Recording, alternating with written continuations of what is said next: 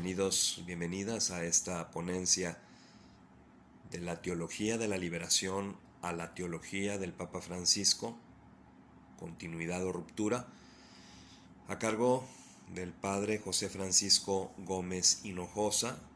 Él es sacerdote de la Arquidiócesis de Monterrey, vicario general de la misma arquidiócesis, doctor en filosofía por parte de la Universidad Gregoriana de Roma, al mismo tiempo profesor del Seminario de Monterrey, de la Universidad Iberoamericana, entre otras instituciones educativas. También editorialista del grupo Milenio y autor de varios artículos académicos, autor de algunas publicaciones, libros, entre estos últimos, el libro cuyo título es el mismo de esta ponencia, de la teología de la liberación a la teología del Papa Francisco. Además de que es exalumno lasallista del Instituto Regiomontano Chepe Vera. Le damos la más cordial bienvenida y bienvenidos a todos ustedes también que aprovechen esta reflexión, que con mucho gusto les compartimos para seguir profundizando en nuestra fe cristiana y desde luego en nuestro compromiso evangélico como lasallistas que somos. Bienvenidos sean. Y ver si junto con ese análisis de esta teología pudiéramos analizar la teología del Papa Francisco. Esto lo hice el año pasado y entonces yo me preguntaba si entre las dos propuestas teológicas había una continuidad o había una ruptura, ¿verdad? Y a final de cuentas, no les voy a decir la respuesta para ver si después adquieren el libro, pero le decía yo a Julio que en vez entonces de centrarnos exclusivamente en el texto, podíamos platicar más bien sobre la teología del Papa Francisco en general, ¿verdad? Y que eso sirviera sobre todo para un diálogo con ustedes, de manera que yo trataré de exponer lo que para mí son algunos de los rasgos más relevantes, significativos de la teología del Papa, en unos 40-45 minutos, para después dar espacio a un diálogo con ustedes, ya sea relacionado con lo que yo expuse o con los temas que ustedes quieran abordar. Para mí es muy importante que podamos platicar y tener esta plataforma disponible. Bien, entonces, si quieres poner la primera filmina, Julio, por favor. Vamos a ver de entrada cómo les propongo ya aquí una tesis, ¿verdad?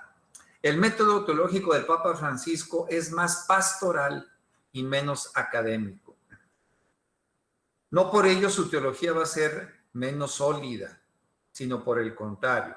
Antes de ver la siguiente filmina donde explico por qué esta teología es menos sólida, sí conviene recordar algunas cosas que pueden parecer pues, prácticamente de sentido común.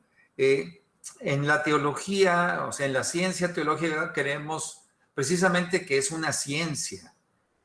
Ustedes distinguirán como yo entre las ciencias naturales o las ciencias exactas, como pueden ser las matemáticas, la química, la física, la biología, de las ciencias sociales, especialmente la filosofía, que es la madre de las ciencias, la sociología, la psicología y la economía inclusive. La diferencia está en que las ciencias naturales o exactas pues tienen un protocolo de corroboración exacto, ¿verdad? Si tú realizas determinadas cosas, siempre vas a encontrar lo mismo. Como decían cuando nos daban clase de física, si tú mezclas determinada cantidad de hidrógeno con oxígeno, siempre va a haber agua, siempre. No hay forma de que no suceda así. En cambio, la sociología, por ejemplo, la psicología, aunque tiene protocolos de funcionamiento que quieren ser también así consistentes, con una metodología interna que quiere ser sólida, sin embargo, sus proyecciones pues siempre son muy difíciles de cumplirse al 100% porque juega el elemento humano que está ahí de por medio, ¿verdad? ante esta contingencia que estamos viviendo, por ejemplo, pues, la psicología puede apuntar a algunas causas por las que los profesores, las maestras, los alumnos pueden estar ahorita abrumados o cansados o desesperados, y sin embargo son nada más como que atisbos, son así horizontes que tendrían que verificarse solamente después de entrevistar, por ejemplo, a los candidatos. La teología está en este rubro. Es un pensamiento científico desde el punto de vista social, ¿verdad?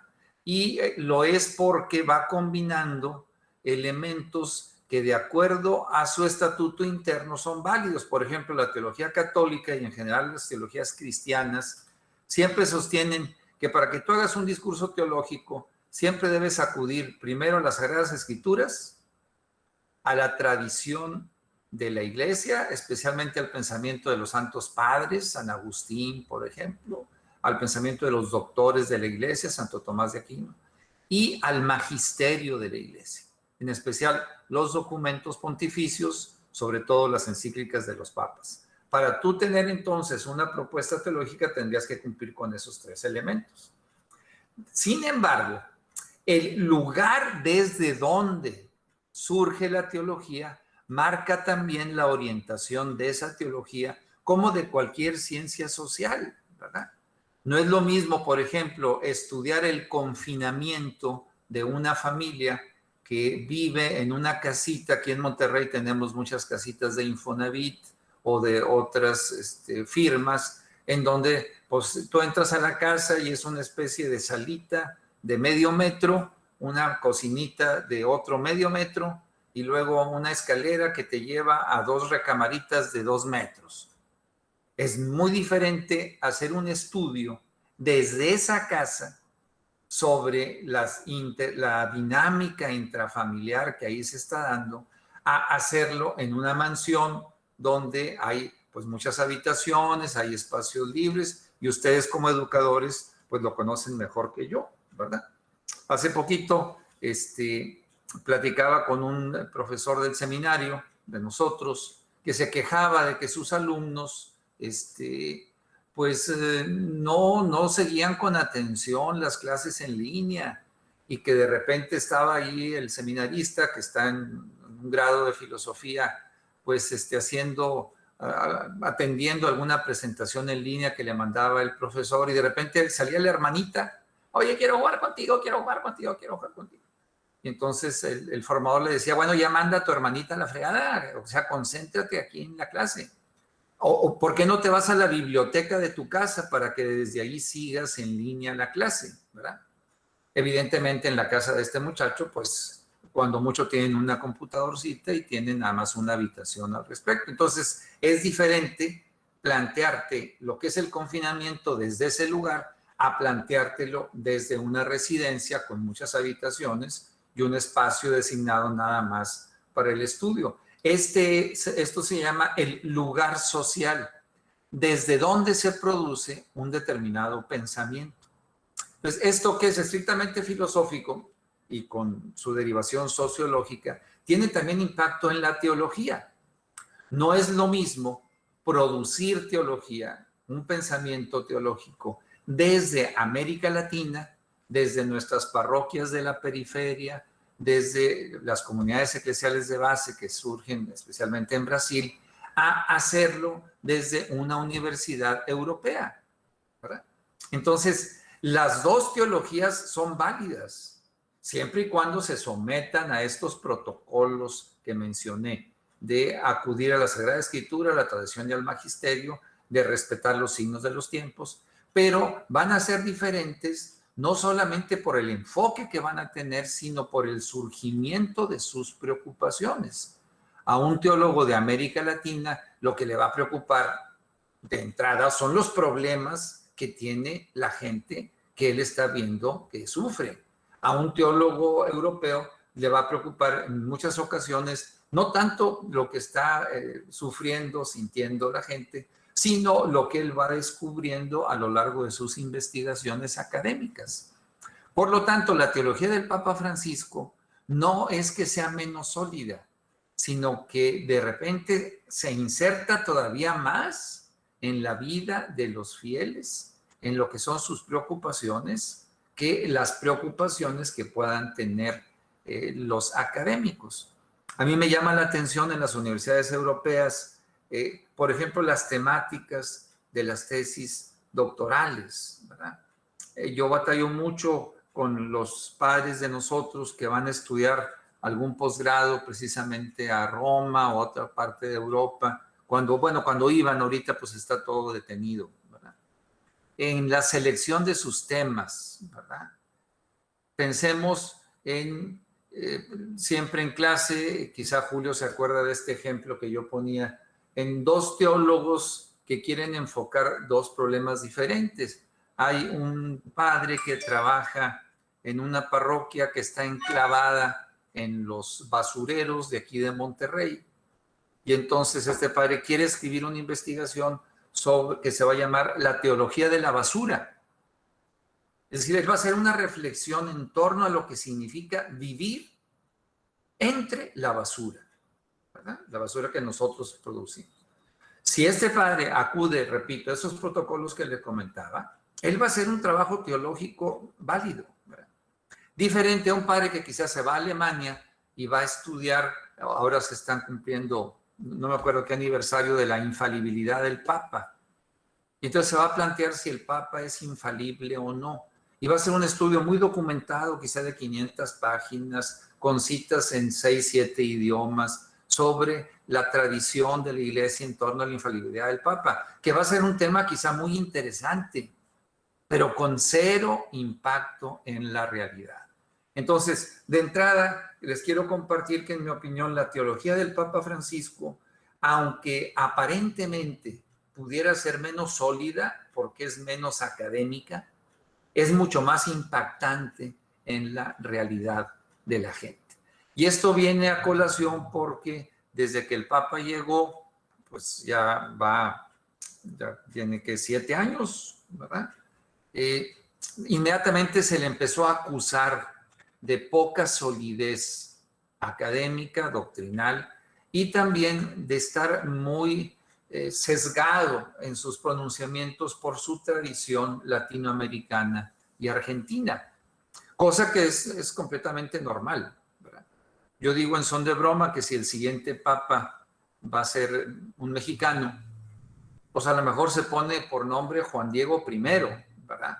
Esta va a significar pues la manifestación de su cultura, pues de su origen, que pues nadie puede negar, ¿verdad? Cuando el Papa se ha referido, desde que fue, ¿se acuerdan aquel lugarcito Lampedusa? Pues a entrar en contacto con el problema de la migración de África que subía hacia Europa y que pues quiso que se abrieran las puertas a los migrantes. ¿Se acuerdan con los verbos, los 4 verbos que mencionó, etcétera? Inmediatamente, inclusive cardenales europeos, sobre todo alemanes, pues dijeron que eso pues, es porque él era argentino, pero que se viniera acá a vivir en Alemania, el problema con los turcos y con las otras culturas que llegan, pues para que vieran que él opinaría seguramente de manera diferente, ¿no? Entonces, este es el principio de lo que yo les quiero platicar. El Papa Francisco tiene una teología que es sólida, que es coherente, que está cohesionada, pero que no se preocupa por ser una teología académica. Él está más al pendiente de lo que la gente está sufriendo para tratar de responder a ello. Ahora, en medio de la contingencia, les recomiendo un textito que le publicaron hace 2 meses, La vida después de la pandemia, que no sé si conozcan. Así se llama, La vida después de la pandemia. Y es una selección de textos más que un libro que busca tener así toda una introducción, 2, 3, 4 capítulos, una conclusión. Es una selección de textos que son intervenciones orales, mensajes que él envió, los saludos que da en Los Ángelus, alguna de las homilías que ha pronunciado en Santa Marta, algún texto escrito en donde él busca consolar a los fieles, al mundo entero, en medio de esta situación tan terrible que estamos viviendo. Muy bien, ese es entonces la puerta de acceso a la teología, al método del Papa Francisco. En la siguiente filmina ya vamos a ver, si la puedes colocar, Julio, por favor, que el Papa acude a un método que es muy, muy valorado, muy apreciado, no solamente en América Latina, sino en general en nuestra Iglesia Católica, que es el método ver, juzgar y actuar. A ver si pudiera aparecer ahí en pantalla. Si no aparece, yo les sigo platicando. Este método, ustedes quizá lo recuerden, inicia en Europa a mediados del siglo pasado, del siglo XX, en una experiencia que tuvieron, sobre todo en Francia, algunos curas obreros, que venía esta experiencia de su relación también con si quieres colocarte en la anterior, por favor, Julio, que tenía relación, repito, del trabajo de los curas obreros con los jóvenes católicos.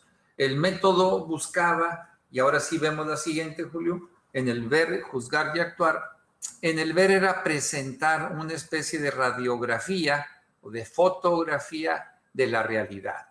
Decía que este método es muy grato, muy, muy utilizado en nuestros grupos de barrio, en las comunidades eclesiales de base, en círculos bíblicos, para partir de la realidad. No de la realidad que imaginamos, sino de la realidad real, ¿verdad? Es decir, de aquello que sucede. Los japoneses, quizá ustedes hayan tomado algunos cursos sobre control de calidad o calidad en el servicio, de mejora continua, que se han utilizado tanto en esas instituciones, e inclusive en las competencias académicas que a veces debemos de manejar. Siempre se insiste en que partamos de los datos y hechos tales y como son, los duros, no de lo que imaginamos, ¿verdad? Y este método tiene una gran tradición científica porque, por ejemplo, el método de casos, que es otro método que se utilizó mucho, de repente también en las reuniones de padres en la Iglesia Católica, como en las facultades de medicina y de derecho, buscaban precisamente partir de un caso, de un hecho concreto que haya sucedido, ¿verdad? Para después, en un segundo momento, ya que le tomamos esta foto y vemos la siguiente filmina, pasamos al juzgar. El juzgar va a ofrecer un análisis de la foto, ¿sí? Va a darnos diferentes perspectivas desde la palabra de Dios, desde el magisterio de la Iglesia, desde las ciencias sociales, sobre el por qué sucedió lo que sucedió. ¿Cuáles son las razones, el origen, las fuentes de eso que pasó? Para después, llevemos la siguiente filmina, llegar al actuar. Una vez que vimos la realidad tal cual es, una vez que la juzgamos de acuerdo a estos criterios doctrinales, vamos a llegar a hacer propuestas muy concretas, a acciones, ¿verdad? Que es lo que aparece en la siguiente filmina. Si la puedes poner, por favor. Es muy difícil para nosotros llegar al actuar, porque casi siempre nos quedamos en el qué, sin llegar a los cómo, ¿verdad? ¿Quién de ustedes estaría en contra de decir que debemos mejorar la educación en México? Nadie. Todos estamos de acuerdo en que es un problema grave, central. El chiste es que si yo les digo cómo hay que mejorar la educación en México, pues ahí es donde va a venir el problema, ¿verdad? Entonces, el ver, juzgar y actuar va a estar presente en todos los pronunciamientos del Papa Francisco. Y repito, aunque sea un método muy utilizado acá en América Latina, especialmente en las comunidades eclesiales de base, y que fue muy grato también para la teología latinoamericana, la teología de la liberación, no tiene su origen en América Latina, sino en Europa. Y si ustedes se fijan, algunos documentos del magisterio han asumido también esta metodología, con algunas variantes. Unos dicen ver, juzgar, actuar y celebrar. Otros se ponen la historia previa al hecho, o sea, historiar, ver, juzgar, actuar y celebrar. En fin, hay diferentes como que variaciones de la misma temática, ¿verdad? Este método teológico estaría más acorde con otra problemática que se da en nuestra teología católica, y es la diferencia entre la teología narrativa y la teología especulativa. Aquí yo les voy a recomendar otro texto de un teólogo español que se llama José María Castillo, que seguramente conocen, es un teólogo ya mayor, y tiene un librito muy chiquito, pero muy interesante, que se llama La humanidad de Jesús. Todos sabemos que Jesús, bueno, creemos que Jesús es hijo de Dios. En el credo decimos que es verdadero Dios, pero también que es hombre verdadero, ser humano verdadero. Castillo, si quieres regresarte, Julio, todavía, por favor, antes de pasar a esa filmina, a la filmina anterior. Castillo, en ese texto, dice que a lo largo de la historia de nuestra iglesia hemos venido privilegiando al Jesucristo Dios sobre el Jesucristo hombre. De manera que todo aquello que Jesucristo dijo e hizo, eso ha venido quedando como en un segundo lugar en relación a el énfasis, el protagonismo que le hemos dado a el Jesucristo Dios. No sé si se puede regresar, Julio, por favor, esa filmina, para no adelantarnos, ¿verdad? Bien, entiendo que no se puede. Entonces, decía que la teología narrativa se distingue de la especulativa, ¿verdad? La teología especulativa, que ahí tienen en la pantalla, que es entonces en lo que voy a basar, tiene una estructura filosófica que busca responder a lo que es decir, diríamos a la esencia de las cosas. Por ejemplo, se pregunta si Jesús es Dios o es nada más un ser humano. Parte desde lo divino, desde lo abstracto, desde lo que está allá arriba, ¿verdad? Esa es la teología especulativa que durante muchos años se ha manejado. Por ejemplo, yo creo que todos tenemos la certeza y lo escuchamos a cada rato, que Dios nuestro Señor, Dios Padre, es omnipotente, ¿verdad? Sin embargo, no sé si alguno de ustedes ha escuchado que Dios Padre sea omnimisericordioso. Yo en las misas que celebro, en la bendición al final, pues digo, la bendición de Dios todo misericordioso, Padre, Hijo y Espíritu Santo, esté con todos ustedes.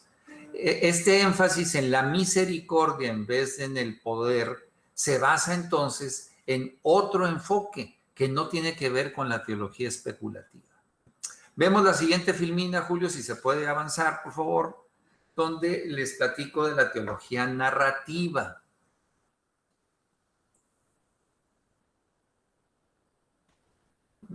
Ahí está.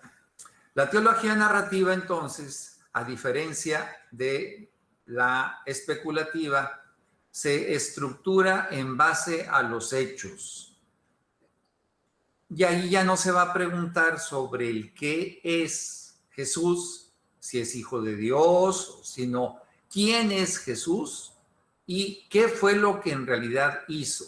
¿Cuáles fueron las cosas que se impactaron con la vida de Jesús? Esta teología entonces del Papa Francisco se asemeja más a la teología narrativa que a la teología especulativa, ¿verdad? Y vamos entonces avanzando, entendiendo que, recapitulo hasta ahorita, que llevamos ya casi media hora, la teología del Papa Francisco busca ser una teología más pastoral y menos académica.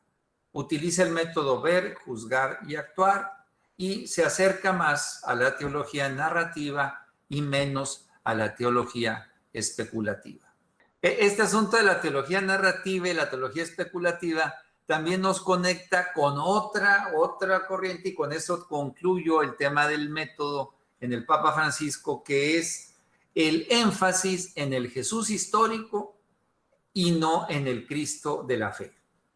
¿Qué pasa? Que a lo largo del siglo XX y sobre todo el siglo XX, ya el siglo XXI viene como que recapitulando, se dio en la teología católica un movimiento, sobre todo cristológico, muy interesante, porque tuvo un gran diálogo con las teologías protestantes. Y fue el surgimiento de dos corrientes que buscaban estudiar, digamos, lo mismo a Jesucristo nuestro Señor, pero desde diferentes enfoques.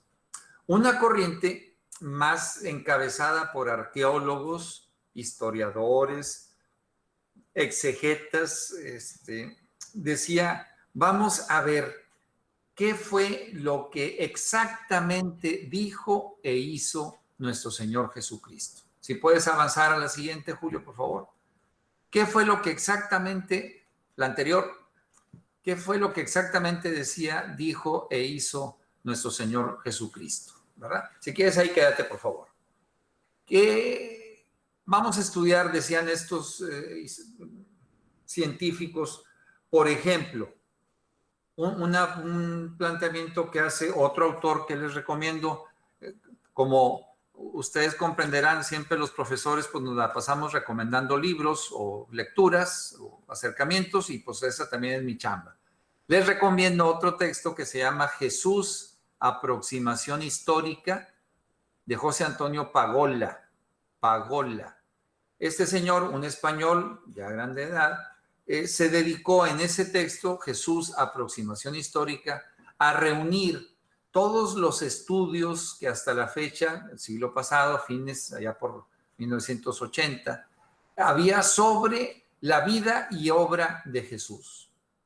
Y él se basaba en una frase en latín que pues aprendimos al principio ya de la teología, que buscaba descifrar las ipsísima verba y los ipsísima facta de Jesús. Las ipsísima verba se refería a las palabras que exactamente había dicho nuestro Señor, y los ipsísima facta a los hechos que exactamente habían acontecido por obra de él. Entonces se planteaba, por ejemplo, ustedes han visto que en las bienaventuranzas hay dos propuestas. Una, bienaventurados los pobres, porque de ellos es el reino de los cielos. Otra dice, bienaventurados los pobres de espíritu, porque de ellos es el reino de los cielos. Entonces, estos autores, los que repito, están dentro del movimiento del Jesús histórico, buscan descifrar por qué un evangelista no pone pobres de espíritu y el otro sí. Y encuentra elementos históricos como la primitiva comunidad cristiana, a lo largo de su evolución, de su acercamiento a la doctrina de Jesús que transmitían los primeros discípulos, pues fue añadiendo a lo que exactamente había dicho nuestro Señor. Algunas cosas que no dijo él de manera textual, pero que formaban parte de ese bagaje doctrinal que abarcaba el cristianismo, ¿verdad? ¿Qué pasa con lo que exactamente hizo nuestro Señor? Por ejemplo, ustedes se acuerdan de aquel pasaje en donde quieren apedrear a la mujer adúltera. Entonces dice el texto que nuestro Señor se inclinó sobre el piso, en el suelo, y empezó a escribir con su dedo en la tierra. ¿Qué escribió? Yo he tomado no sé cuántos retiros espirituales y cursos, nunca lo he dicho yo, pero sí lo he escuchado, que ahí Jesús estaba escribiendo los pecados de los que estaban ahí cerquita, ¿verdad? ¿En qué se basa esa certeza? En nada, absolutamente. Es una interpretación de algo que sí sucedió. El hecho fue que Jesús se agachó y empezó con su dedo a ponerle ahí algo a la tierra. Nadie sabe si escribió. De hecho, Pagola, en ese libro que les comento, dice que es muy difícil poder demostrar que nuestro Señor Jesucristo sabía leer y escribir. Dice que pues allí en Nazaret, donde él pasó gran parte de su vida, pues muy probablemente no había escuela, era una aldea, ¿verdad? Quienes querían estudiar tenían que irse a Jerusalén, los hijos de los rabinos, de los fariseos, etcétera, ¿no? Entonces, difícilmente se puede demostrar que Jesús sabía leer y escribir. Objetarán, dice Pagola, aquel pasaje, ¿se acuerdan? Cuando llega nuestro Señor a la sinagoga y toma el texto, el rollo de Isaías, lo desenrolla y dice, el Espíritu del Señor está sobre mí porque Y hoy se cumple esto que acabo de leer.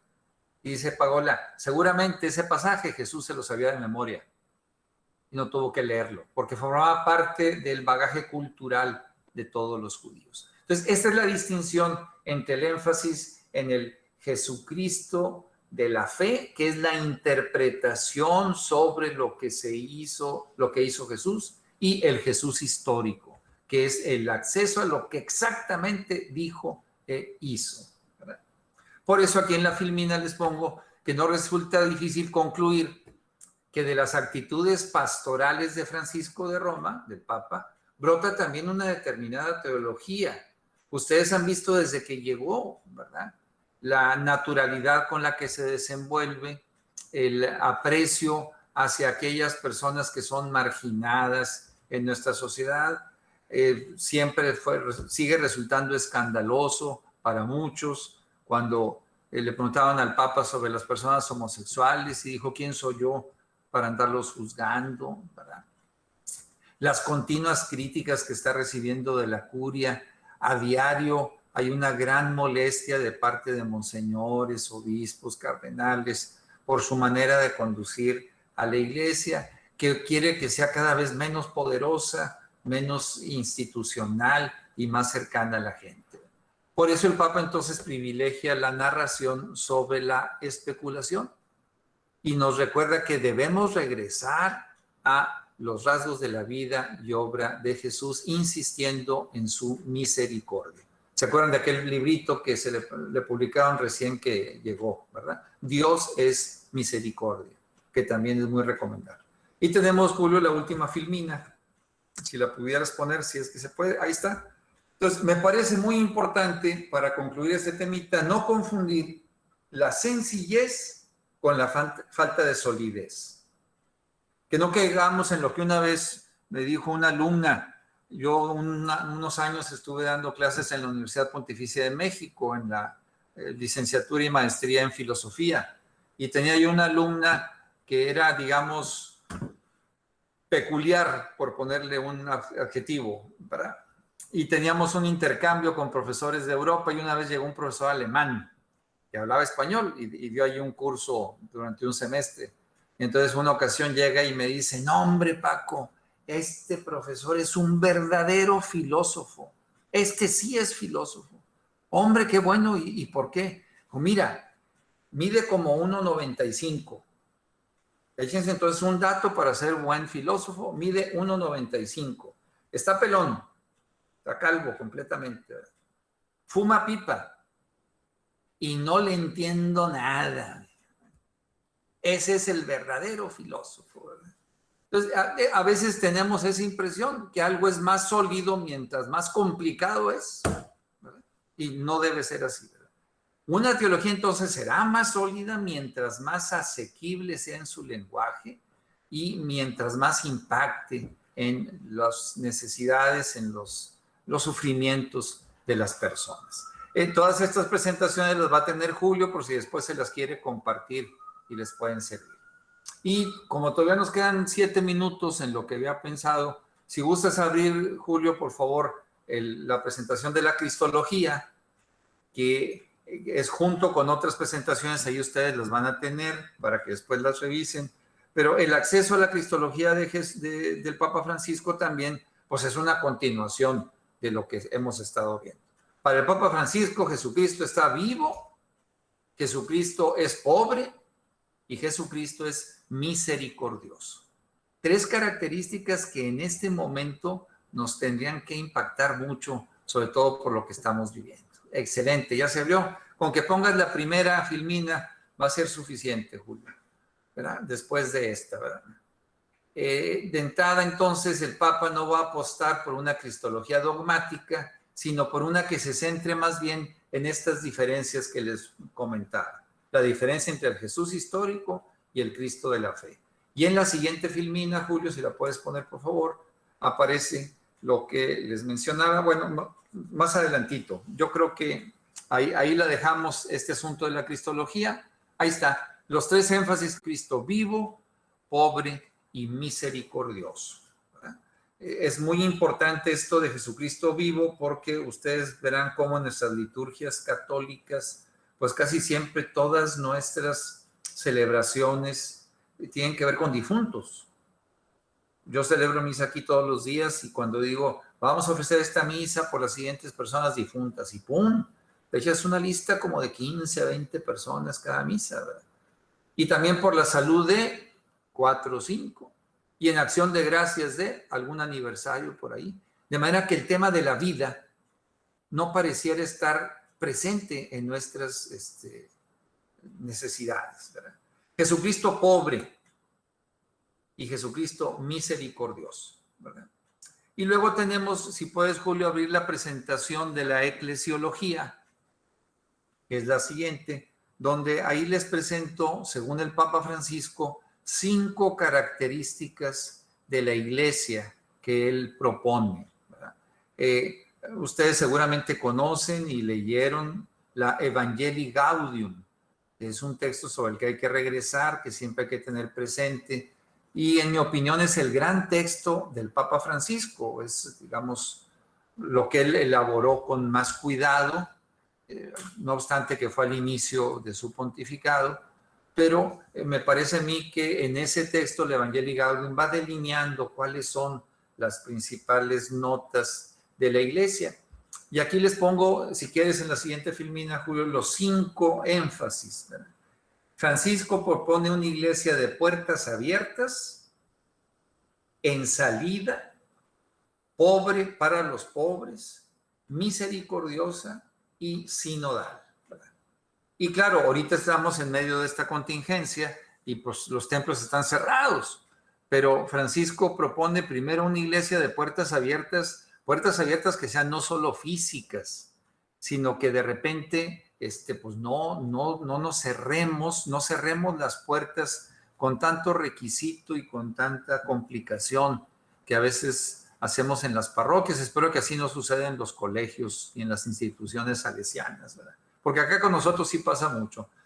Yo acabo de tener una experiencia interesantísima que, como acaba de suceder, les comparto en un minuto. Yo estuve, Julio se acuerda, en una parroquia, San Alfonso María de Ligorio, de párroco durante 14 años, antes de que me enclaustrara el arzobispo aquí en la curia. Y en ese tiempo conocí a una parejita, unos novios que pues quiero mucho, y se casaron en la parroquia, eran ministros de la Sagrada Comunión y del coro y del grupo juvenil. Y pues ya después de que se casaron y tuvieron a su primer hijo, me pidieron que yo fuera el padrino del niño, le pusieron Francisco también. Ya han pasado los años y está este niño en un colegio católico, ¿eh? Por fortuna no es lasallista el colegio, es el colegio de una parroquia. Entonces yo bauticé a mi ahijadito y ahora que ya tiene 8 o 9 años, pues se va a confirmar, ¿verdad? Y entonces el niño pidió que yo fuera el padrino. Yo me había apuntado para confirmarlo, como vicario general pues puedo confirmar niños, ¿verdad? Pero pues me dio mucho gusto que el niño quisiera que yo fuera su padrino de confirmación, ¿verdad? Entonces, mi comadre, la mamá del niño, va con la catequista, que es la jefa de, pues ahí del catecismo, la coordinadora, y le dice, pues que el padrino voy a ser yo, ¿verdad? La coordinadora de catequistas me conoce a mí, ¿verdad? Sabe que yo soy el padre Paco, el vicario general aquí de la arquidiócesis. Entonces va mi comadre y le dice, oiga, el padre Paco va a ser el padrino. Entonces la catequista le da una hoja. Dice, bueno, estos son los documentos que tiene que traer el padrino, ¿verdad? Entonces mi comadre lee, acta de bautizo actualizada, reciente. Ustedes pregúntenme para qué sirve eso, pero bueno. Acta de confirmación, datos de primera comunión, asistir a las pláticas presacramentales. Entonces todo eso lo va viendo mi comadre y dice, pues ella me conoce, dice, bueno, el padre Paco no tendrá objeción, pues también asistir a alguna platiquita presacramental, sirve que me actualizo, ¿verdad? Pero al final viene, si es un varón mayor de edad, tiene que traer acta de matrimonio por la iglesia para poder ser padrino. Entonces mi comadre le dice, oiga, pero el padre pues no se puede casar. Aquí dice, Si es mayor de edad, varón, tiene que traer acta de matrimonio por la iglesia. Oye, pero tú conoces, él es padre, los padres no se casan. Aquí dice, ¿verdad? Entonces tuve que hablarle al párroco para decirle, oye, te agradezco, pues que a través de la coordinadora de tus catequistas, pues quieras que yo me case, ¿verdad? Para poder ser padrino de mi ahijada. Lástima que eso me viene pues a esta edad de mi vida, donde ya pues ese paso, pues difícilmente lo voy a poder dar, ¿verdad? Pero yo me pregunto si Jesucristo nuestro Señor anduviera aquí entre nosotros y quisiera ser padrino de ese niño, pues no podría ser, porque no tiene acta de matrimonio por la iglesia. Francisco nos dice que hay que abrir esas puertas. Y ahí les encargo con los requisitos que ponemos para los colegios y también para los profesores y su estatuto ahí medio moral, ¿verdad? No diciendo algunos detalles que no he sabido, gracias a Dios, de colegios lasallistas, pero sí colegios de otros hermanos nuestros, hermanos míos al menos, ¿verdad? Que tienen colegio aquí en Monterrey o colegios aquí en Monterrey y que se visten de negro impecable, ¿verdad? No menciono más, ¿verdad? Una iglesia en salida, una iglesia que no se preocupe nada más por recibir a la gente, a los fieles, sino por salir a encontrarlos. Ahorita está difícil, pero cuando recuperemos la movilidad, o al menos un gran porcentaje de ella, habría que recuperar también esto. Una iglesia pobre para los pobres, ¿verdad? Y menos dada a los protocolos y cuestiones materiales que tenemos. Una iglesia misericordiosa. ¿Se acuerdan de los textos clásicos de Francisco? Pues está aquella recomendación a los confesores de que no convirtamos en una sala de torturas el confesionario, sino que sea un espacio de misericordia y sobre todo una iglesia sinodal, una iglesia en donde se pueda platicar, se puedan construir democráticamente algunos acuerdos, ¿verdad? Muy bien, es el momento entonces de platicar. Yo aquí le dejo, Julio tiene entonces en su poder 5 presentaciones, el método de la teología del Papa Francisco, la cristología, la eclesiología, la antropología y la ética social. Cada una de esas presentaciones en PowerPoint, del PowerPoint viejito, pues tiene 10, 12 filminas que les podrían servir a ustedes si gustan y después Julio se las puede reenviar para confirmar entonces ya todo un conjunto de pensamiento en el Papa. Y entonces vemos, Julio, si hay alguna pregunta, yo aquí la puedo leer o tú la pones ahí. Aparece aquí una de Jesús Rubio, pero ya no la alcancé a leer. Sí, es entre las reacciones a la teología de la liberación y las reacciones a la teología del Papa Francisco, ¿hay continuidad o hay ruptura entre las reacciones, ¿verdad?, a ambas líneas? Bien, la pregunta pues lleva, como decimos en béisbol, lleva jiribilla, ¿verdad? Porque quiere que ya le dé la respuesta a la investigación que hice en el librito, pero no se la voy a dar. Le voy a dar la respuesta a la pregunta, que son las reacciones. Evidentemente, hay quien dice que el Papa Francisco pues es un teólogo de la liberación, porque es argentino, primero, porque ha criticado severamente al neoliberalismo o al capitalismo, porque llama la atención a los ricos que buscan conseguir más dinero gracias a la especulación, de manera que todo eso lo conformaría en el bloque de teólogo de la liberación. Otras reacciones, por el contrario, liberan al Papa, diríamos, de esa carga o de ese mote, argumentando que el Papa, pues para empezar, mientras fue arzobispo en Buenos Aires o desde que fue pues, provincial de los jesuitas, aunque haya escrito varios textos y tenía muchos pronunciamientos magisteriales, nunca formó parte, diríamos, de este claustro que formarían los teólogos de la liberación. No es reconocido entre ellos, no sería entonces digamos, un representante más de esta teología. Eso con respecto a las reacciones. Hay quien lo juzga teólogo de la liberación, especialmente algunos monseñores, obispos, norteamericanos, sajones, y hay quien dice que no, que el Papa no alcanza a llegar hasta allá. De cualquier manera, sí hay un vínculo con el que podemos analizar a la teología de la liberación y a la teología del Papa Francisco, que aparece en el libro que les recomiendo que lean, ¿verdad? Perfecto. Hay otra pregunta del hermano Carlos Castañeda, de Carlos. la región latinoamericana, de La Salle.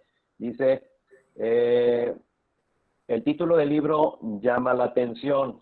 ¿Qué evolución observas de la teología de la liberación a la teología del Papa? Pensando que el Papa anuncia un Jesús vivo, pobre y misericordioso. ¿No son estas también las ideas que fundamentan la teología de la liberación? Me están acorralando para que diga la conclusión del libro, ¿verdad? Pero no voy a caer, no voy a caer.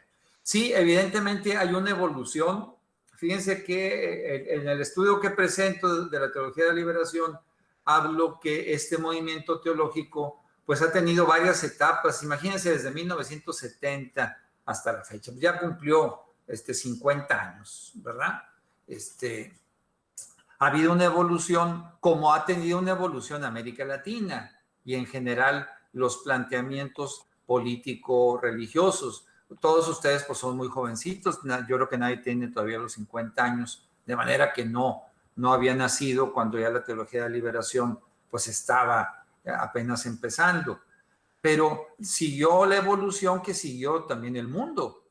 Ustedes saben que en 1989, si no me equivoco, cayó el muro de Berlín, se desintegró la Unión Soviética a los 2 años, 1990, 91, y eso trajo consigo, diríamos, la derrota de la propuesta socialista, comunista en general, que de alguna manera se identificaba con la teología de la liberación. El capitalismo, neoliberalismo proclamó su triunfo con esa derrota, diríamos, pero a lo largo de los siguientes años y hasta la fecha, pues hemos visto que si esa derrota del socialismo, del comunismo, iba a traer consigo el fin de la pobreza en el mundo, el acceso a medicamentos para que ya no hubiera enfermedades, pues miren ustedes cómo estamos, ¿verdad? Y con el terrible costo que está arrojando esta contingencia, esta pandemia, para la gente más pobre, ¿verdad?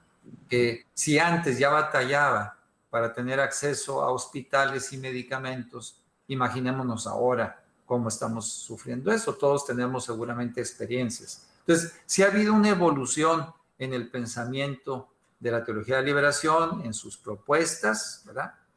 Y como también la ha habido en el Papa Francisco.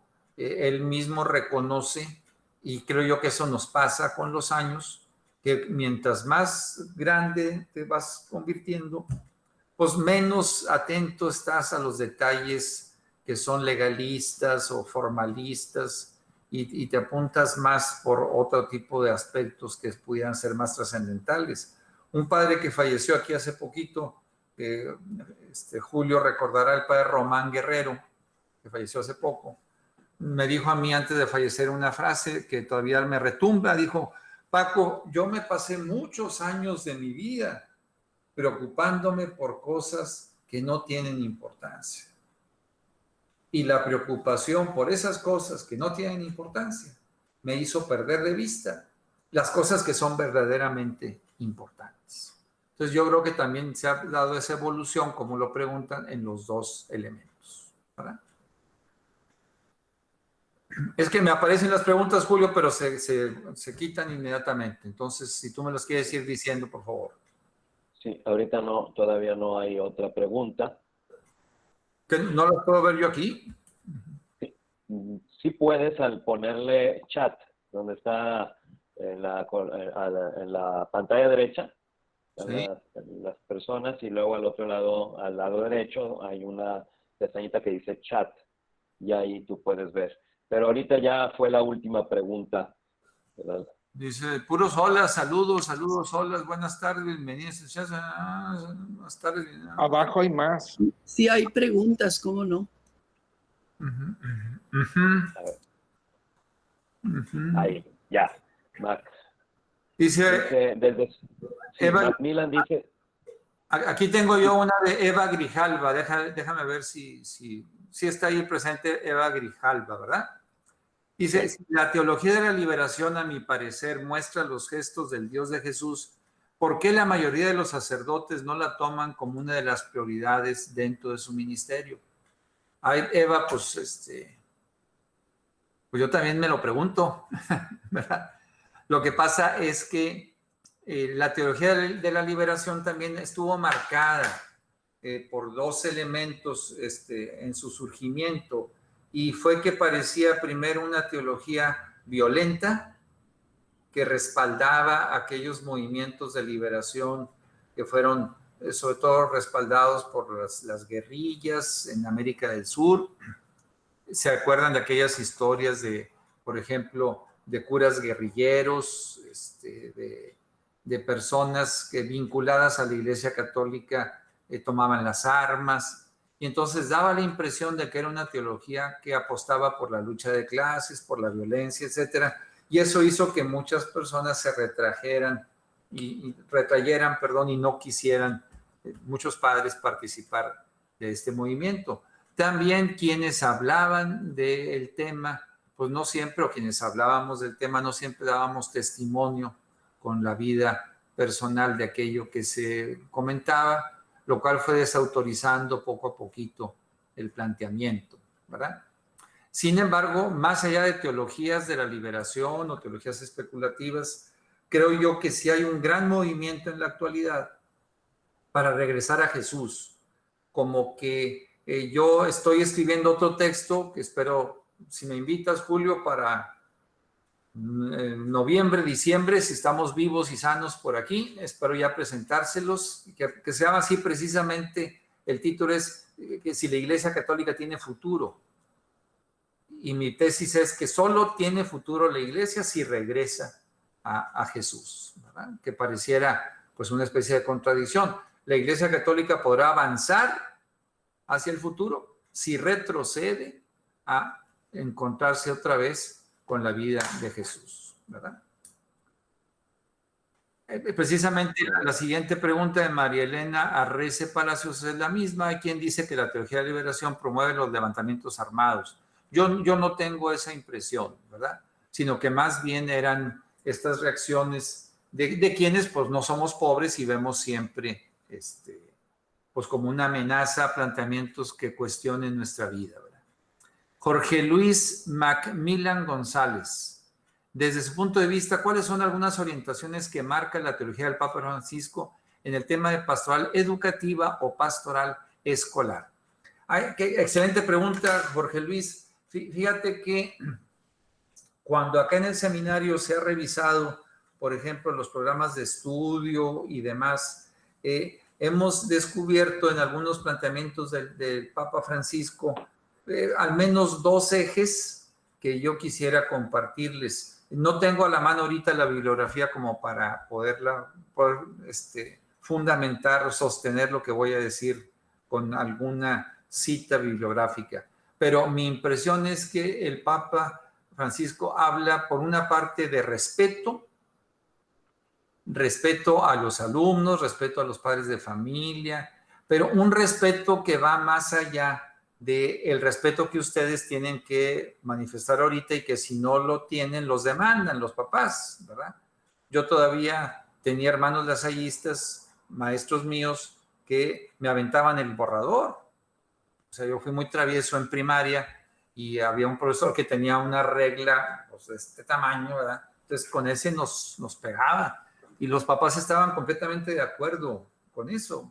El papá confiaba absolutamente en el maestro, ¿verdad? Y ustedes ya han vivido este tránsito a un exagerado respeto a los niños, a los muchachitos, que muchas veces pues exceden en sus demandas, no quiero decir en sus chifladuras, pero que ustedes tienen también que respetar.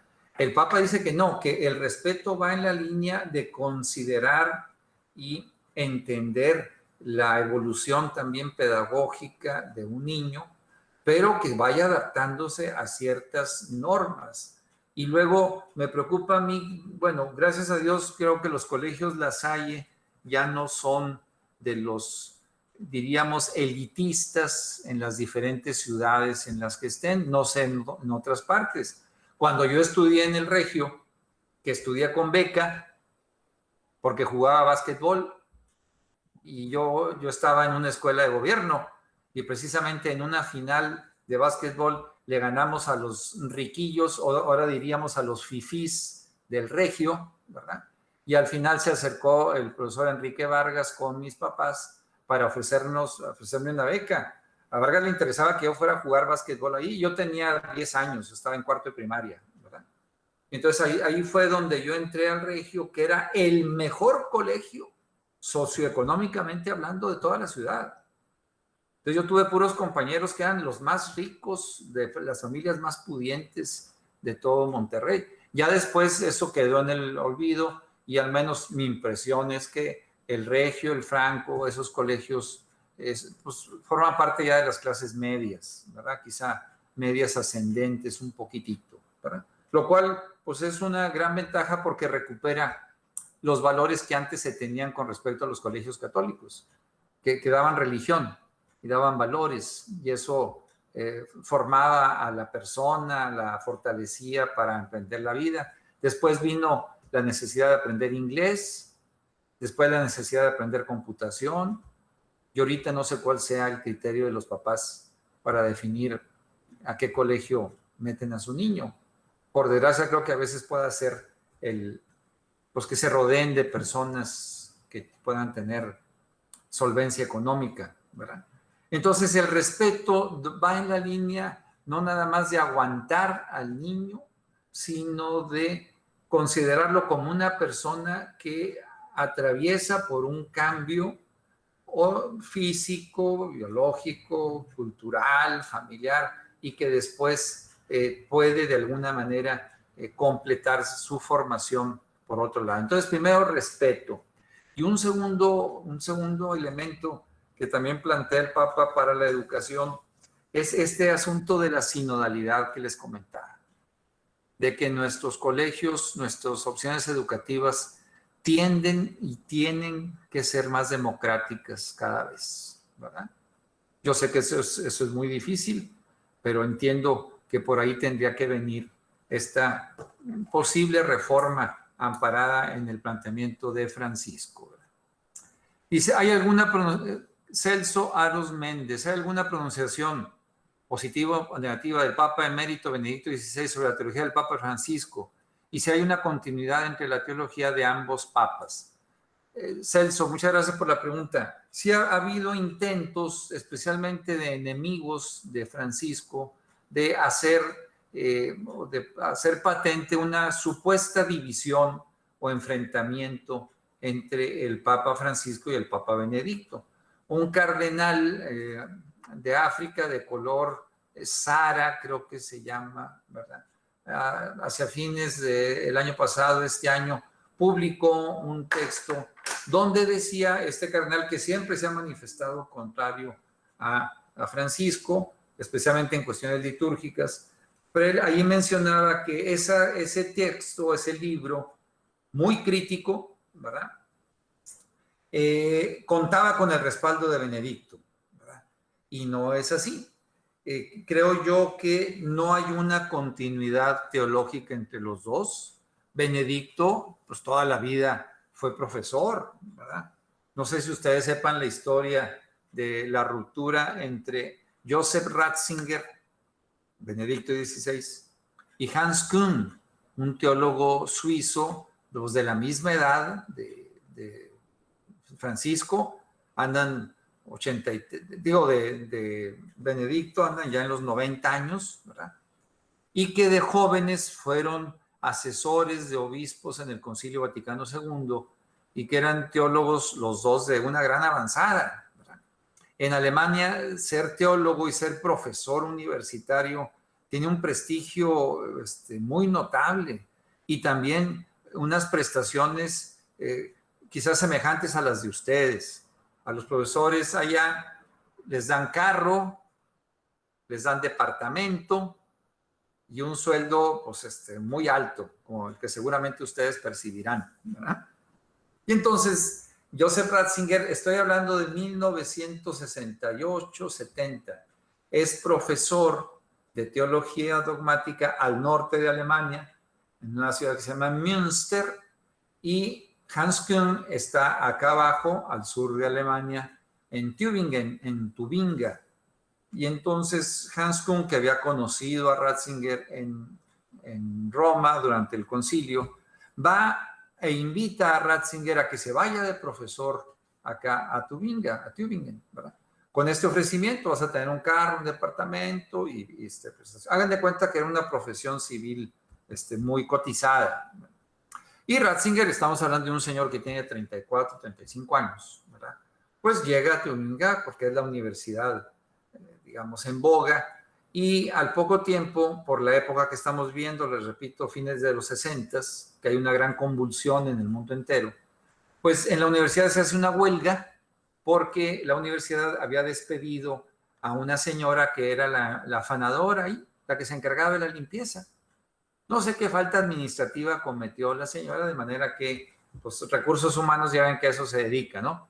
Recursos humanos es despidos inhumanos, esa es su chamba directita, ¿verdad? Entonces despiden a la mujer y los alumnos hacen una huelga. Entonces llega el profesor Ratzinger a dar su clase y se encuentra con que no hay alumnos porque están en huelga.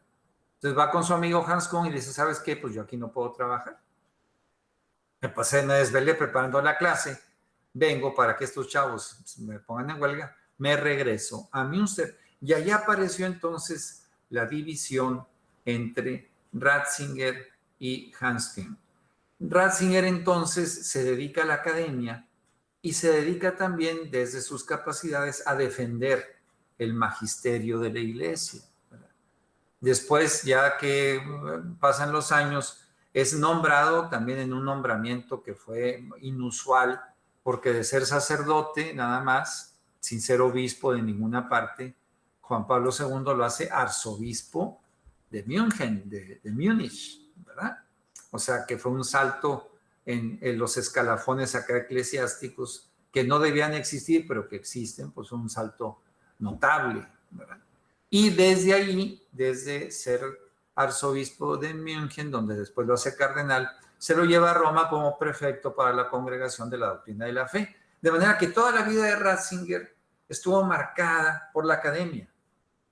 Entonces, Ratzinger ha sido considerado como uno de los mejores teólogos católicos del siglo XX, del siglo XXI. Tiene, además de grandes propuestas teológicas, pues tiene también cosas que son sus luces y sus sombras. Les platico sombras y luces. Por ejemplo, Ratzinger es conocido como el perseguidor precisamente de los teólogos latinoamericanos, ¿verdad? Él fue el que encabezó el juicio en Roma contra Leonardo Boff, otro de los principales autores de la teología de la liberación, ¿verdad? Siempre en términos muy cordiales. O sea, Ratzinger es incapaz de gritar. Por eso aquella película que sacó Netflix de los dos papas, no sé si la vieron, ¿verdad? Pues en mi opinión no refleja la personalidad de Ratzinger. O sea, el problema con estos actores, en mi opinión, ¿verdad? Como este señor es Hopkins, ¿verdad? El que la hace de Ratzinger. Es que es un actor tan bueno, ¿verdad? Es un actor tan prestigiado, que cada película que hace, pues lo postulan para el premio Nobel, pues que impacta mucho con su personalidad, con su presencia. Pero Ratzinger no es así. Ratzinger fue incapaz de gritarle a alguien, ¿verdad? Era sumamente educado, sumamente preciso, concentrado directamente en lo académico. Su problema con los teólogos latinoamericanos, diríamos, no fue personal. No es que él tuviera una animadversión en contra de Gustavo Gutiérrez o Leonardo Bosch, sino que él no veía que ese planteamiento teológico fuera adecuado, ¿verdad?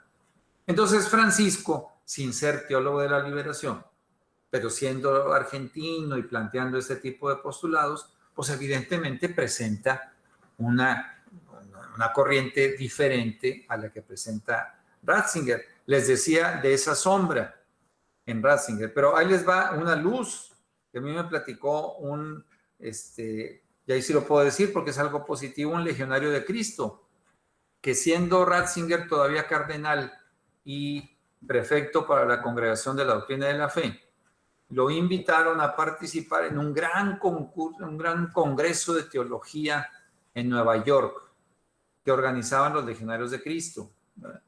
Entonces Ratzinger aceptó, tenía una ponencia ahí magistral que pronunciar. Entonces va el padre encargado a negociar con él sus viáticos, ¿verdad? Entonces dice, señor cardenal, pues díganos en qué avión se quiere ir, le podemos conseguir un avión privado, ya ves que estos hermanos míos te pueden conseguir aviones privados fácilmente, ¿verdad? No se preocupen, dijo Ratzinger, yo me voy aquí por Alitalia hay un avión directo a Nueva York, ¿verdad? Bueno, oiga, allí en Nueva York le tenemos ahí una suite mega recontra presidencial papal en el Waldorf Astoria, ahí enfrente de la Quinta Avenida y del, ¿cómo se llama el parque? El Central Park, ¿verdad? No se preocupen, hay una parroquia alemana ahí cerquita de donde va a ser la conferencia, ahí hablé y ahí me van a hospedar los padres alemanes, hay una habitación de huéspedes. Muy bien, señor. Oye, pues le queremos dar algún sobrecito, ¿verdad? Algunos viáticos, así como el que Julio me va a dar, yo creo que al ratito virtualmente, espero que me llegue, ¿verdad? Y Ratzinger dijo, no se preocupe, allá nos ponemos de acuerdo, ¿verdad? Y entonces ya estando en Nueva York, pues el señor no les decía nada, ¿verdad? Entonces llegó el hermano legionario con un sobrecito, un sobresote gordote, pues para dárselo en dólares a Ratzinger. Imagínense, por el avión, el hotel y los honorarios de la conferencia, y no lo aceptó. Él puso su avión y él puso su hospedaje y no aceptó ni $1 por la conferencia, ¿verdad? Entonces, esta es otra luz que me parece a mí no es muy conocida en él, pero que a mí me la platicó directamente un legionario, ¿verdad? Entonces, diríamos que no hay una ruptura, pero tampoco hay una continuidad, hay una relación. Ya ven ustedes, pues Ratzinger acaba de ir a ver a su hermano allá a Alemania, que después falleció a los pocos días, y pues ya está muy grande de edad, seguramente pronto ya estará descansando con Dios nuestro Señor, ¿verdad? Pero ante la pregunta, pues no, yo no veo una ruptura, pero tampoco así una continuidad, ¿verdad? Luis Gerardo Padilla Gutiérrez. Padre Paco, ¿crees que la jerarquía católica mexicana está preparada para realizar una transformación eclesial en el sentido de lo que propone el Papa Francisco? Pues creo que no. A lo mejor soy medio pesimista, ¿verdad? Yo de repente escucho, me da mucha tristeza en obispos y en sacerdotes que de repente platican, oye, el Papa Francisco, ¿cuántos años tiene? 83. Ah, qué bueno. Pronto se muere o renuncia. Y que nos caiga entonces Juan Pablo III o Benedicto XVII, ¿verdad? Entonces yo noto, por desgracia, como que el impacto que tuvo Juan Pablo II, y ese comentario mío, véanlo desde un ángulo meramente sociológico. Fíjense ustedes cuántos años estuvo Juan Pablo II, más de 20 al tanto.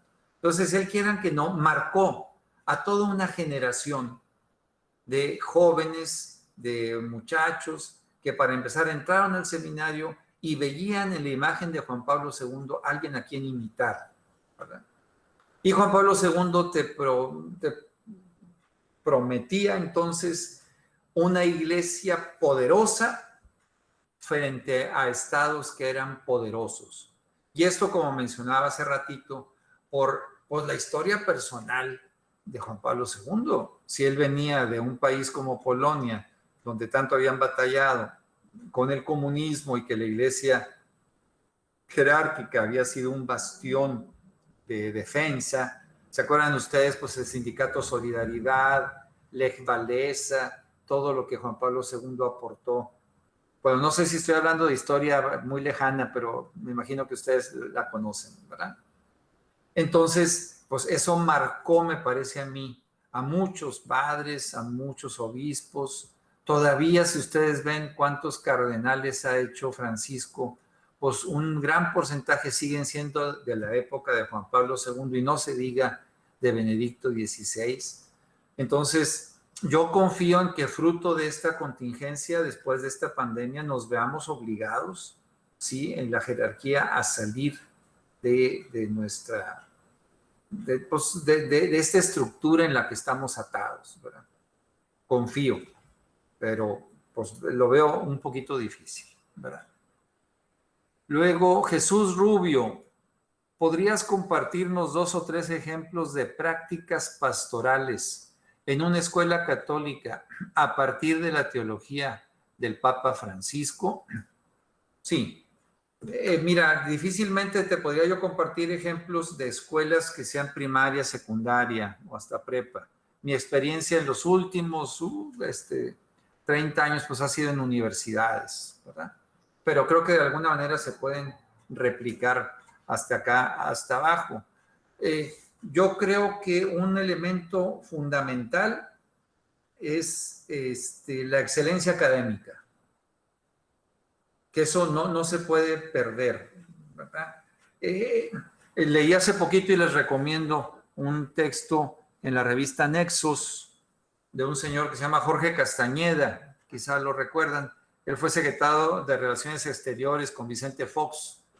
Es un poquito también peculiar, por no decir alguna otra expresión que pueda ser ofensiva, pero tiene un texto muy interesante sobre la educación en medio de esta pandemia, de la contingencia. Él dice que para efectos prácticos ya se perdió el semestre anterior, no sé cómo les fue a ustedes con las clases en línea, ¿verdad? Y que para efectos prácticos se va a perder el semestre de aquí a diciembre. Es decir, que en realidad empezaríamos a fortalecer otra vez la educación académica, la educación formal, escolar, a partir de enero, ¿verdad? Lo cual nos plantea un serio problema con respecto a la excelencia académica, ¿verdad? Porque por excelencia académica también yo he venido descubriendo diferentes procesos. Por ejemplo, cuando yo estudiaba ahí en el Regio de primaria, pues teníamos siempre el compañerito que era el listo del grupo, el más inteligente, el que sacaba 10, y había uno que me acuerdo que decía, yo no estudio en mi casa nada, con ponerle atención al profesor, con eso es suficiente. Y evidentemente esto ya cambió. Hoy el verdadero lugar de aprendizaje es la computadora. Ese es el espacio, ¿verdad? Y con la pena para nosotros, por más que nos esforcemos en las clases presenciales, en brincar y hacerle al profesor médico, como se acuerdan de aquel Patch Adams, ¿verdad? Que era el médico que curaba a través de la sonrisa y todo. La clave de la educación va a estar en la computadora, ¿verdad?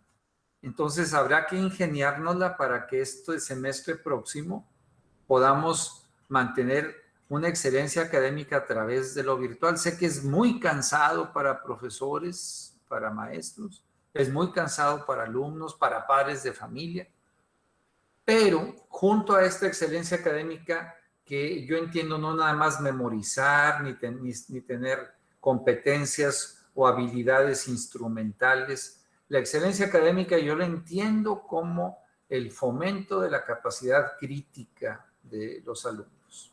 Bueno, tenemos que formar, ayudar a que la raza cada vez sea más crítica y tenga capacidad para expresar esa criticidad. Entonces, esa sería una primera práctica en cualquier escuela católica que tendríamos que fortalecer. La criticidad, el criticismo de los alumnos, aunque nos lleven a nosotros de encuentro. Creo que ya se les facilita más a ellos criticarnos, ¿verdad? Pero más allá de eso hay que criticar las estructuras de la sociedad, el actual sistema económico-político en que vivimos. Por ejemplo, me parecería que un buen trabajo de cualquier escuela sería plantearnos si este dilema que está ahorita en la mesa, que sigue en la mesa, entre economía y salud, tendría que resolverse nada más dándole la razón a alguno de los dos elementos. Me explico. Cuando surge la pandemia y que vienen estas recomendaciones del confinamiento, inmediatamente surge el sector económico diciendo que eso no conviene a la economía. La economía tiene que seguir funcionando. Entonces, aparecería un poquito como el dilema. Si te quedas en tu casa y no trabajas, vas a estar sano, pero te mueres, porque no trabajas. Si sales a trabajar, vas a encontrar salario, prestaciones, recursos, pero te vas a morir porque te vas a contagiar. Entonces, parecería que en este dilema tendríamos que encontrar, y para eso están llamadas las escuelas, ¿verdad? Un punto intermedio. ¿Qué tipo de economía es aquella que pudiera ayudarnos a no morirnos sin necesidad de tener que contagiarnos, ¿verdad? ¿Qué tipo de salud es la que deberíamos de propiciar sin necesidad de ajustarnos a los criterios económicos que están vigentes, ¿verdad? Entonces, este sería un primer punto para Jesús Royo, que me preguntaba, el fomentar la criticidad en la raza, en toda la familia escolar, ¿verdad? Me refiero no nada más a los niños en primaria, los alumnos, sino también a docentes, ¿verdad? Y un segundo elemento es el sentido de participación, la sensibilidad social para tratar de transformar nuestra sociedad, ¿verdad? Aquello de que yo voy a estudiar en el Regio con las lasallistas para después tener una profesión y ser alguien en la vida, está bien. Vas a ser alguien en la vida, pero no significa que vas a ser un profesionista exitoso económicamente, sino que vas a ser alguien en la vida en la medida en que ayudas a transformar esta sociedad. Y eso hay que meterlo desde chiquitos, ¿verdad? Bueno, esa es mi opinión. Carlos Castañeda, una iglesia en salida. Qué gran oportunidad nos da esta pandemia. Después de lo que hemos vivido, oraciones en casa, misioneros desde casa, una iglesia doméstica de vivencias y menos de culto, encuentros de crecimiento como este, una oportunidad que no debemos dejar pasar. La jerarquía está consciente de ello. Los laicos, qué tarea para las escuelas lasallistas. Fíjate que yo creo que pues vamos a estar más bien como que batallando al respecto, pero batallando con nosotros mismos. En el librito que les repito que estoy trabajando, analizo cuál fue la reflexión de la fe que se hizo durante la contingencia. Yo pensé, porque lo inicié en marzo, pues que esto iba a durar, según nos lo dijeron a nivel federal, unos 2 meses. Y ya llevamos 4. Y pues solo Dios sabe cuánto tiempo más, ¿verdad?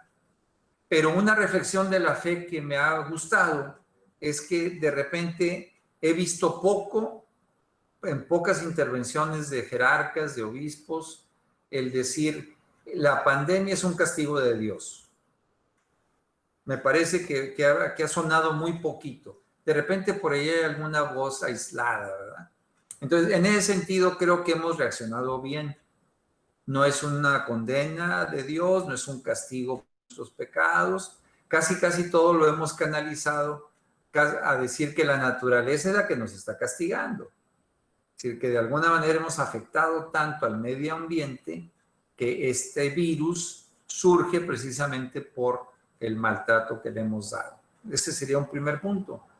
Otro punto que me ha gustado mucho es el énfasis en el cuidado.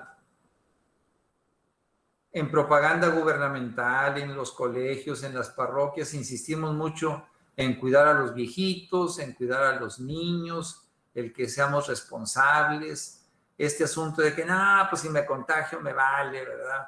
Pues nomás que tú vas a contagiar a otros, como que sigue creciendo esa conciencia. Hablo de manera general, hay mucha gente que no la tiene, evidentemente, pero al menos la idea del cuidado ahí está presente. Pero por otra parte, por más de que tengamos misas videograbadas y muchísimas proyecciones, hay una oferta increíble de misas por televisión o a través de YouTube o en Facebook. Aquí en Monterrey no sé si son 20, 30 las parroquias que tienen su misa diaria en Facebook.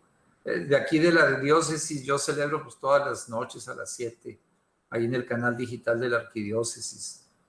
Y sin embargo, me parece que no alcanzamos, especialmente los padres, a dar un saltito cualitativo en esto. Les pongo nomás un ejemplo que me costó muchas molestias de parte de mis hermanos sacerdotes y de algunos obispos, ¿verdad? Cuando empezaron las misas así transmitidas, se hizo énfasis, se nos pidió a los padres que insistiéramos en la comunión espiritual, que si no podías comulgar sacramentalmente, que pues pudieras comulgar espiritualmente, ¿verdad? ¿Se acuerdan? Seguramente que ustedes han ido a muchas misas donde se dice, pues, el problema con la comunión espiritual es que casi siempre estaba asociada a que tú tienes algún problema por el que no te puedes acercar a comulgar. Estás divorciado, vives ahí con tu pareja y pues no te casaste, o tienes algún problema, no estás casado por la iglesia, pues no puedes comulgar. Entonces comulga espiritualmente. Más allá de que habría que discutir desde el punto de vista teológico esto, ¿verdad? Yo escribí, decía Julio, para un periódico donde escribí un artículo que se llamaba Teletransubstanciación. Y entonces decía en el artículo que tuve un sueño y soñé que había un asilo de ancianitos, ancianitas, que estaba atendido a una casa de reposo, no sé cómo les dicen ahorita, una casa de acogida o de cuidado de las personas mayores, que estaba atendida por unas monjitas. Entonces todas las tardes a las 7 veían la misa que se pasa ahí por el canal de la diócesis, y muy devotas las viejitas se juntaban en la sala de televisión. Había una monjita jovencita, siempre hay una, que es la cibernética, ¿verdad?, que les podía ahí conectar bien la transmisión. Y entonces todas las viejitas se ponían a ver la misa, muy atentas. Llegaba la consagración y algunas de ellas hasta querían hincarse, ¿verdad?, para estar así muy devotas. Y venía el Padre Nuestro y abrían sus manitas. Pero en el momento de la comunión, pues había que hacer comunión espiritual. Entonces yo decía en el artículo que tenía este sueño de que en medio de la celebración aparecía el Papa Francisco. Y entonces le decía a la Madre Superiora, a ver, hermana, venga para acá, usted que es la superiora, ¿tiene por ahí algún panecito? Pues sí, padre, tenemos aquí un volcán, de esos que usamos aquí para la merienda de las viejitas, aquí sobre uno. Tráigaselo para acá, un volcán, un pan. Oiga, ¿no tendrá por ahí una copita de vino? Pues sí, tenemos una aquí que le damos al padre Paco, que es el capellán, que viene y se echa en las noches una copita de vino tinto. Bueno, tráigame una copita de esas, ¿no? Entonces la Madre Superiora ponía en una mesita el pan y el vino. Y cuando desde el Sagrario de Catedral o desde la parroquia el Padre pronunciaba las palabras de la transubstanciación, en ese momento, en el asilo, ese pan y ese vino, a través de la energía teletransmitida, se convertía en el cuerpo y la sangre de nuestro Señor.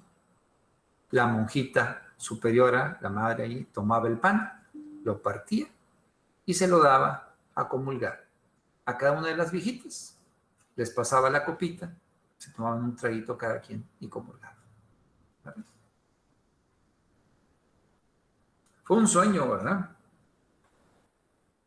Y no sé cómo les caiga a ustedes, pero pues para mí sería una oportunidad para aprovechar la situación en la que estamos viviendo y también recordar que las cenas del Señor eran así, ¿verdad? No teletransmitidas.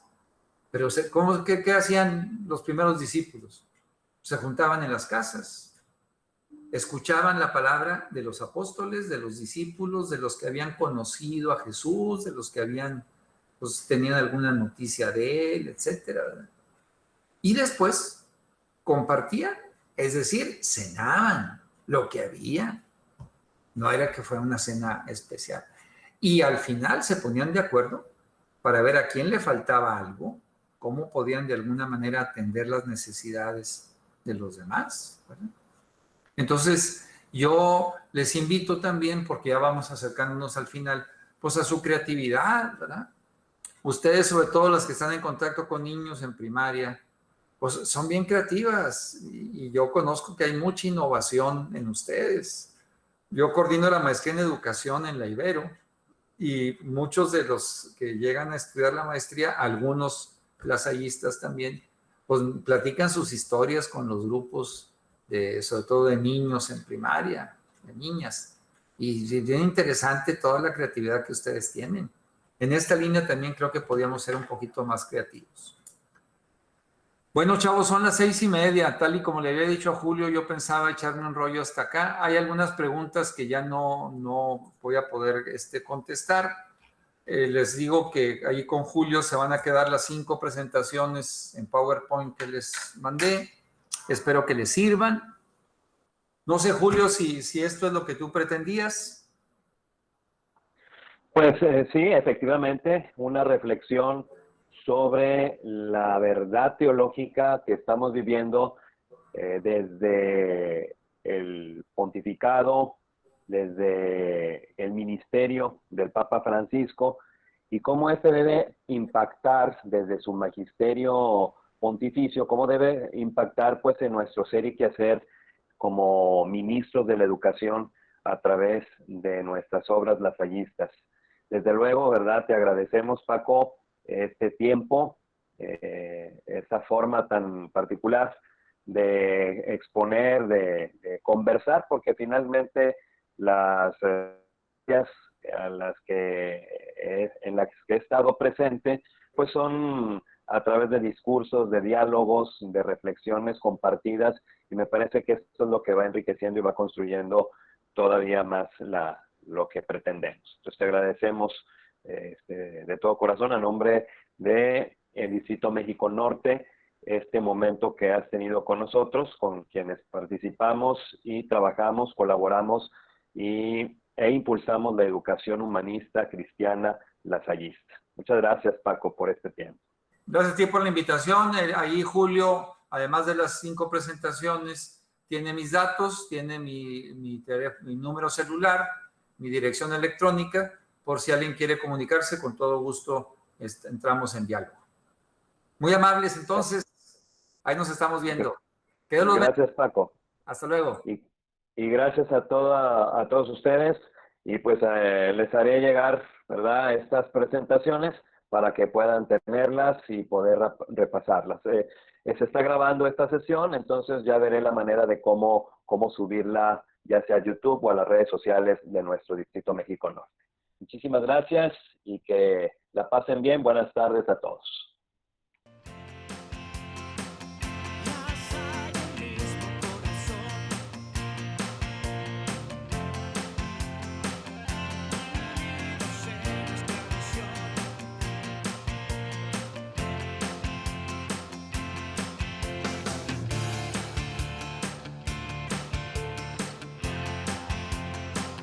Lasallista.